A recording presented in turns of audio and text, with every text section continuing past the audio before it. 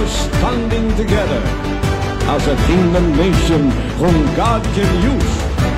And I'll keep on pushing for the building of our nation. I love the Philippines.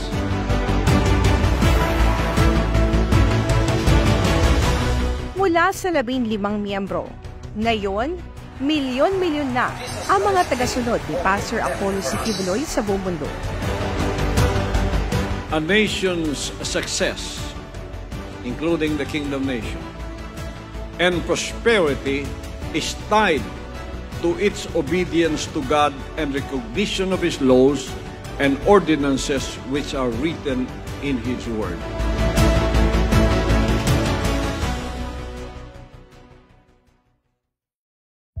At hindi lang ang Pilipinas ang pinag-uusapan natin dito, dahil establisado na rin sa iba't ibang panig ng mundo ang malawak na ministeryo ni Pastor Apollo, ang hubugin at palaguin ng espiritual na buhay na sangkatauhan ayon sa kalooban ng Diyos, ang pangunahin at pinakasentro ng ministeryo ng butihing pastor. Pero dahil sa tindi ng impluwensya niya, dahil sa lawak ng naaabot ng kanyang tinig, maging ang mga leader sa lipunan, siya na rin ang gustong pakinggan. Gagawin nila ang lahat. Makadaupang palad lang ang respetadong si Pastor Apollo.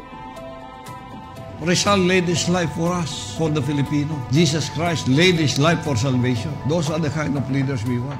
As a Filipino citizen living in the Philippines, I have to be very active in enlightening our people about the maladies and the vagaries of this political life that we have in the Philippines. Leaders should not be a terror to good conduct and should protect its citizens by instituting systems of fairness and equality. It's happening today, di ba? There are leaders who justifies the wicked and they condemn the just. Kaya marami ang nangyayari ngayong hindi maganda kasi ang hustisya ay hindi nagaganap. So, bilang leaders, kailangan matuwid ang iyong paningin. Naniniwala si Pastor Apollo na kung mabuti ang mga leader ng bayan, ay kaya nitong ihatid sa tamang landas, sa tuwid na daan, ang bagong henerasyon ng mga Pilipino. Public office is a public trust, means that a leader has been entrusted with public power by the people, and as an officer, he holds this power in trust to be used only for the benefit of the people and never for the benefit of himself or of a few. He must safeguard the interest of the nation.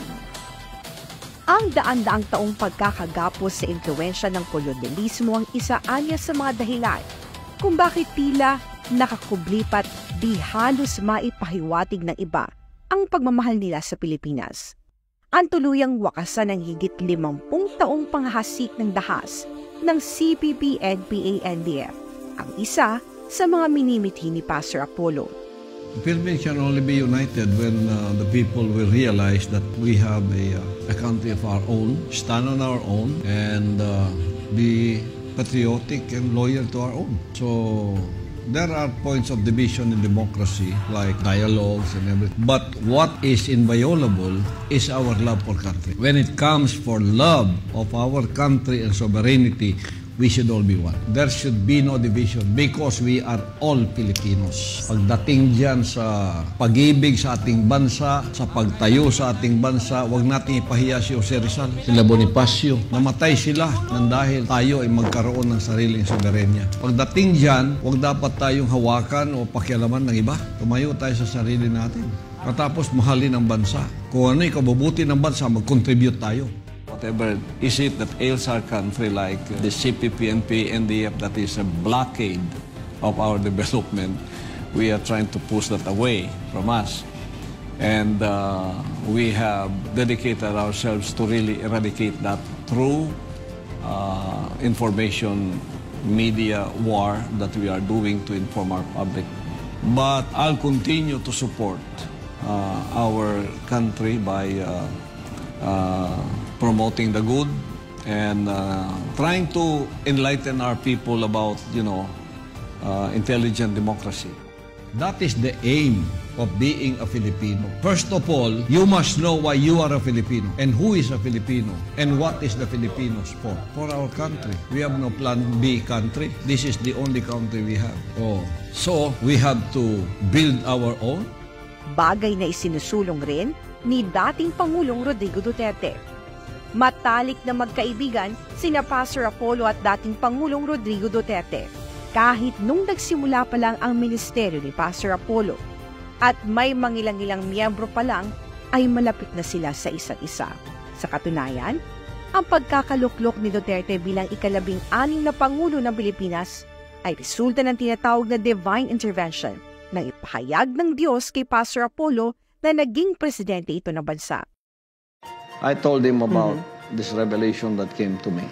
I said, Mayor, what is this revelation of mine God gave me that you invited me to Malacanang, and when I went there, we are going to play golf. You're not the mayor anymore. You are the president of the country, surrounded by generals. We saw him rise from the bundaks of the province, what the Manilans called the province of Davao, who to them is just like a barangay, rose from nothing as of no political machinery, no leaders of the country, just a mayor, rise up from where he was to become the president of our country, and that he made this country great again. Si Pastor, kaya mo nakilala yan. Tignan mo how yung journey ni Pastor from Kapilya. Siguro mga situbensya niya noon, mag-abot siguro nang makita ko palagi, magpunta ako. 12, 13, 14. 15. Tapos magsinyas lang ako, kita ko si Pastor. Por respeto, magbaw ako. Hindi pa in-acknowledge ni Pastor, magtanong yung NPA, anong ginagawa mo dito? Sabi ko, magbisita ako sa appointed son of God.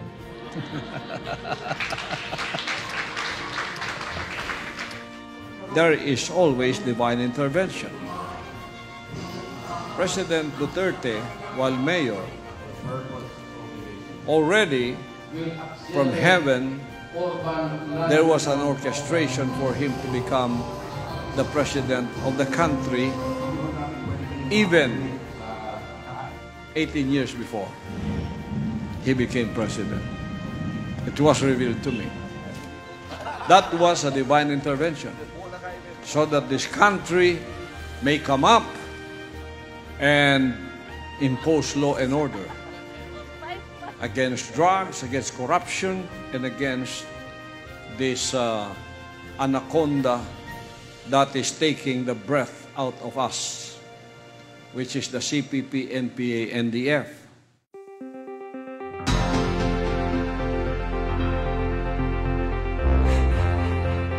I, Rodrigo Roa Duterte, do solemnly swear to the service of the nation.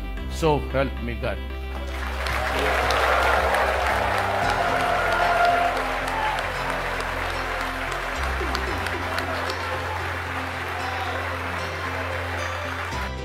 Dahil malapit sina Pastor Apollo at dating Pangulong Duterte, di nakataka-taka kung iisang landas ang gugustuhin nilang tahakin ng Pilipinas.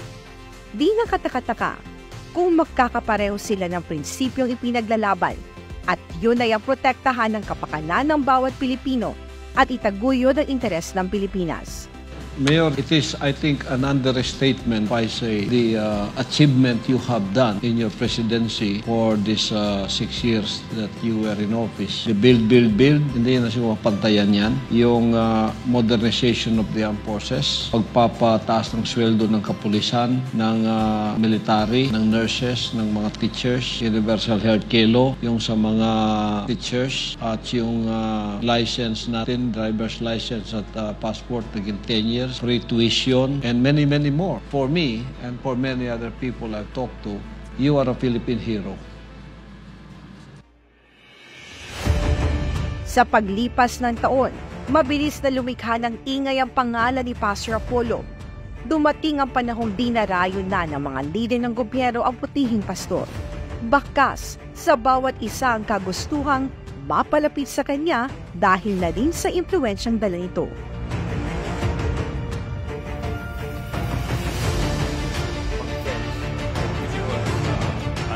Question to answer.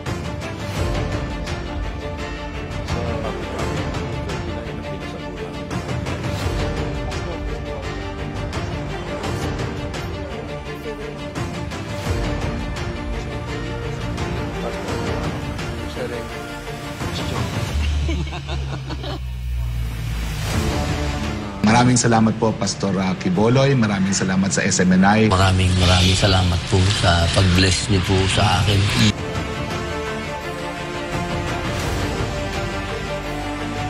Kung paanong nangangaral ng walang takot si Pastor Apollo ay siya ring tapang niyang magbigay ng kanyang opinyon patungkol sa iba't ibang isyong kinakaharap na bansa. At sa kabila ng mga kritisismo at kontrobersiyang hinaharap ito, hindi ito natinag sa paghatid ng katotohanan.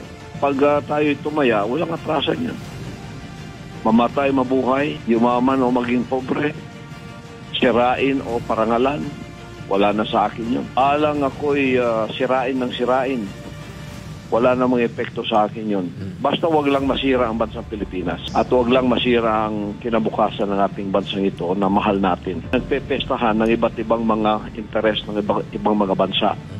Tulad nitong mga banyagang nariritong gustong umawak pa rin sa atin. Pilipinas ang pinag-uusapan, bansa ko, lupa ko. Ano ako? Lilitawan ko si Rizal at Bonifacio sa akin. Dugo ng mandirigmaya. Lupa ko ito eh. Dito ako pinanganak, dito ako lupang sila. Loyal ako from Luzon, Visayas, and Mindanao. Ang lupang yan, ipagtatanggol ko yan. Tunay na kalayaan at pagpapalaganap ng katotohanan. Yan ang prinsipyo na ipinaglalaban ni Pastor Apollo bilang isang tunay na Pilipino. Naniniwala si Pastor Apollo na mayroong mga leader na itinilaga ang Diyos para sa ating bayan. Pero ang susi sa pagkakaisa at katagumpayan ay ang pagtayo sa tama. Kanakip ang pagmamahal ay pinagkaloob ng Diyos na pinakamakapangyarihan sa lahat. You have to have a cause, a rightful cause, a noble cause. And to become a good leader, you have to have a good cause. Not yourself. True leaders are selfless. They're not selfish. They are selfless for that cause that will profit everyone, that will benefit the humanity as a whole. They can contribute good as a whole in the environment, in the economics, in the spiritual first of all, and in good relationships with the communities around them. Ganun ang mission natin sa lupang ito.